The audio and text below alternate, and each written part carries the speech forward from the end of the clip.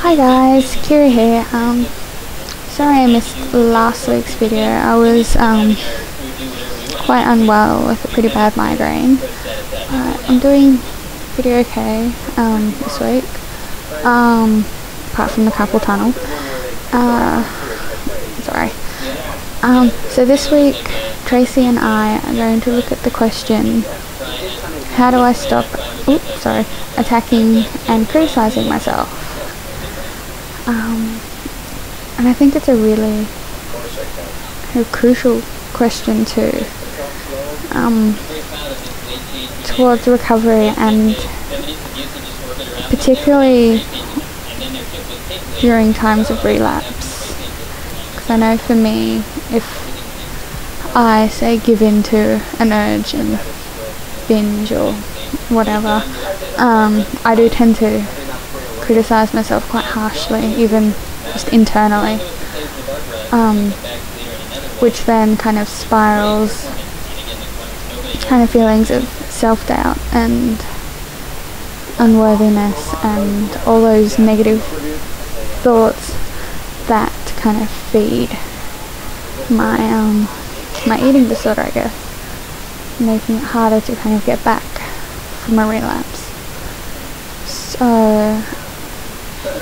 how?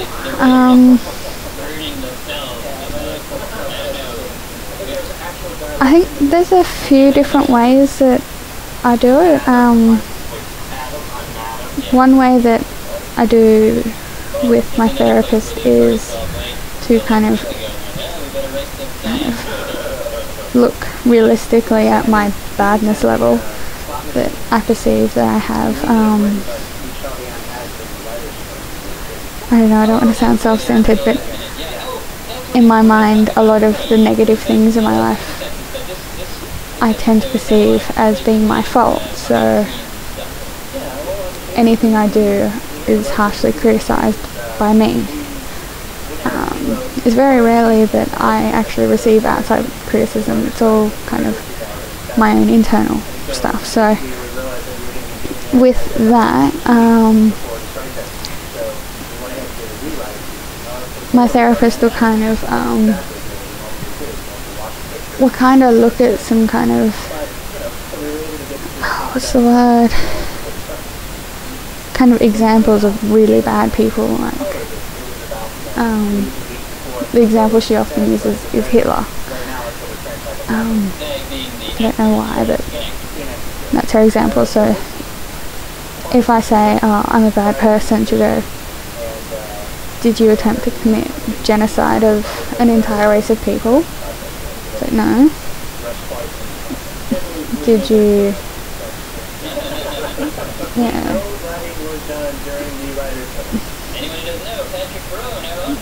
did you run concentration camps and kill and torture millions of people? It's like, no.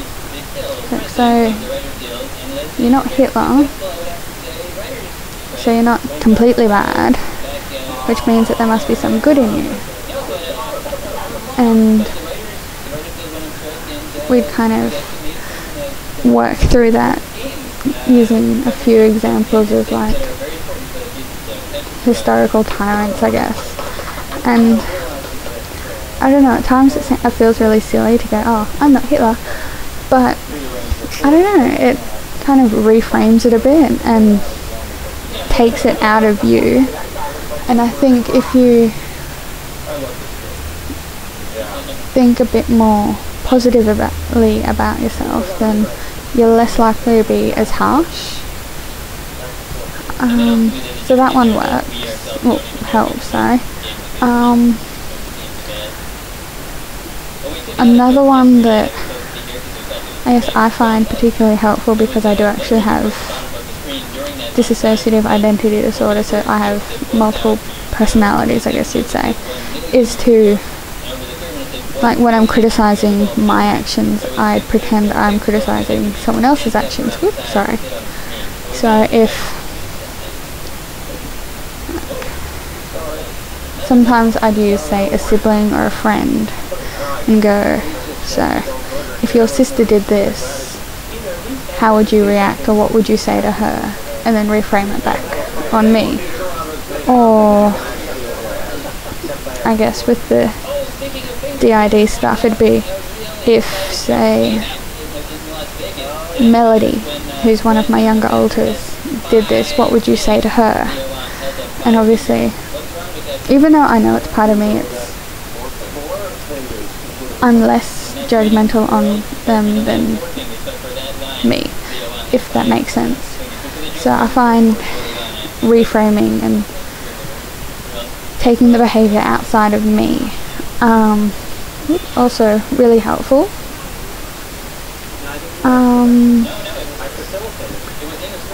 And a third one that comes from DBT is kind of opposite action. So I guess because when I criticise or attack myself, it usually results in some form of self-punishment. So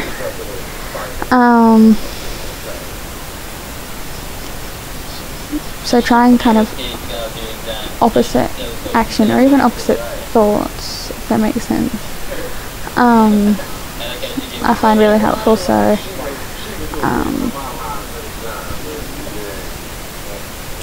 one example was I got like 90% on one exam and then only got 75 on the assessment, which is still really good, but being the perfectionist I am, it wasn't good enough, and I was kind of criticising myself about not putting enough time, not putting enough effort, and it really just,